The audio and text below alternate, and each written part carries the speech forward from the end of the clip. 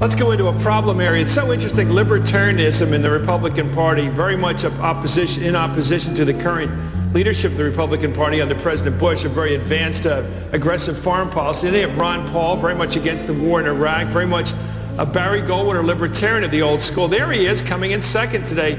Will that start any kind of prairie fire out for him?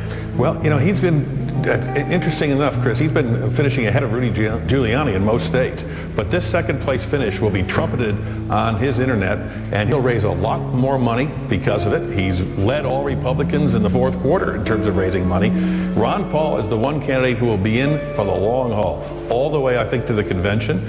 He's never fully closed the door on an independent candidacy. He says it's unlikely, but he refuses to slam the door and hermetically seal it. So Ron Paul is someone to watch in terms of not only the remainder of this primary, but a general election. And listen to me defending my second Republican candidate of the night. Mr. McCain in third place trails Mr. Paul at 95% of the hard numbers reporting by 8 votes. So he could still, that might, I don't think we can call second place, can we? He didn't make it in the top 3 in the South Carolina primary. But after coming a distant second in Nevada, Republican Ron Paul still hopes for a turnaround in the race for the White House. What we're looking for is momentum and interest in defending our Constitution and individual liberty and limited government, a different foreign policy. While criticized for being too radical, this message has resonated with some voters, and many are ready to follow Dr. Paul anywhere. That was done on purpose. Linda also organized the fundraiser for the New Hampshire recount, following allegations of voting irregularity. She says it's no wonder Dr. Paul is not getting any votes. Major networks generally ignore him. But the media blackout on his campaign has turned out to be a driver for creativity. One supporter has even come up with a way to get the media's attention. I was just thinking of different ways that he might be able to get attention without anybody, being able to control it or bring it down or ignore it. And it shows the power of the grassroots and the support. Lyman has helped to raise $10 million in total.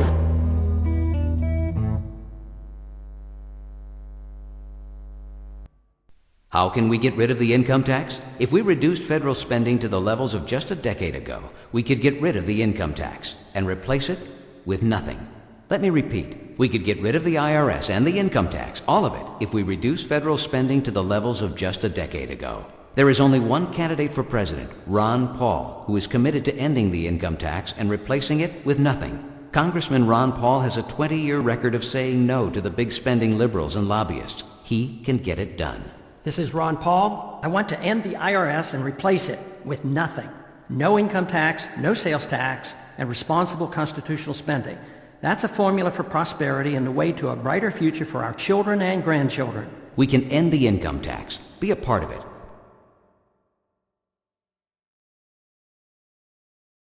Republican presidential candidate Ron Paul is unique. Congressman Ron Paul has a principled, consistent voting record that is not dictated by special interests in Washington. Ron Paul has stood resolute against our government's interference overseas, in our economy, and in our personal lives. Ron Paul is the champion of the Constitution. Ron Paul's candidacy is hope for America. Be a part of it. Join us. Thousands already have. Ron Paul has received more donations from men and women in the military than any other candidate. Don't believe the cynical lie that we can't fight the big money that funds politics as usual. People of every age, race, and background, united by a message of freedom, peace, and prosperity, are ready to take this country back. Learn more at ronpaul2008.com.